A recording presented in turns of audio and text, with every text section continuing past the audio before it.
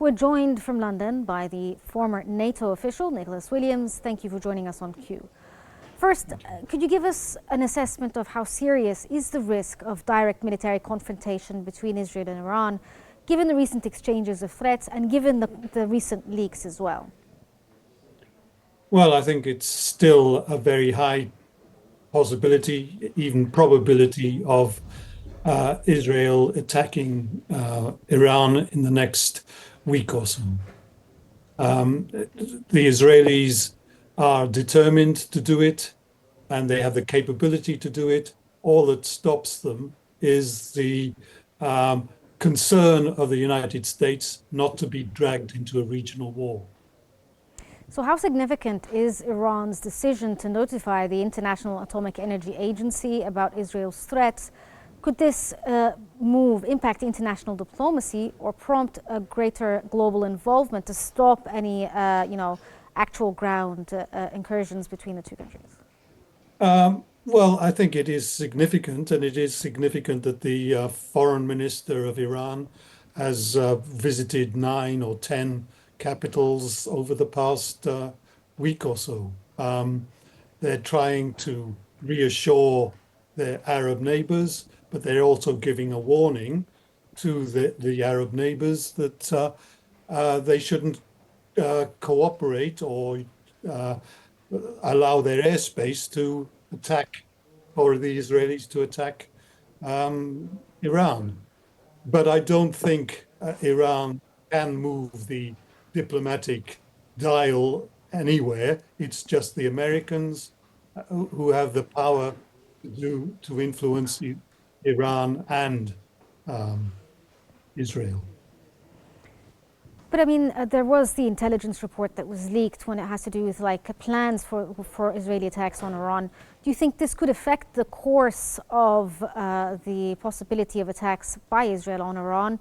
Could it, push it forward to next month, or is this maybe even stop the attacks itself?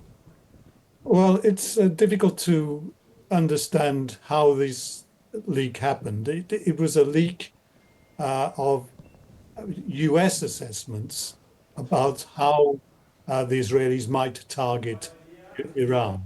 And we don't know whether it was, in fact, an attempt by the Americans to warn the Iranians as to the extent of this possible attack, or it was an attempt by the Americans to reduce or influence the Israelis. But I don't think the Israelis, in their current mood, will hesitate to attack Iran. It's just the timing that maybe, as you say, may be affected. Well, since you talked about the Israelis and the mood towards attacking Iran, but there's also some sort of internal differences as well. How do you interpret the Israeli cabinet's refusal to authorize Netanyahu and Gallant to attack Iran? Well, I think it's no one knows exactly what the Israeli cabinet discussed and what the hesitations were. I imagine it was about timing and the targeting, extent of targeting, rather than the fact that they will attack. And so I think it's the detail of an attack that the cabinet was worried about and had doubts about, but it's not the fact that the Israelis will attack. Okay, well, with reports suggesting, as you said, that Israel is preparing an imminent response to Iran's missile attacks, how might NATO allies view such a development, and could it pressure NATO members to take a stance when it comes to the situation in the region? No, I don't think NATO will get involved because NATO and the EU, its members, are divided.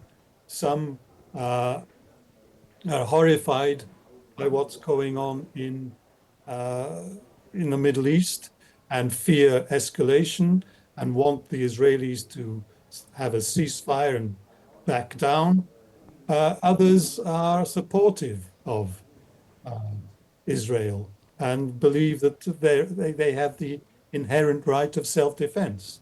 And so NATO and the EU are paralyzed politically as organizations in this matter.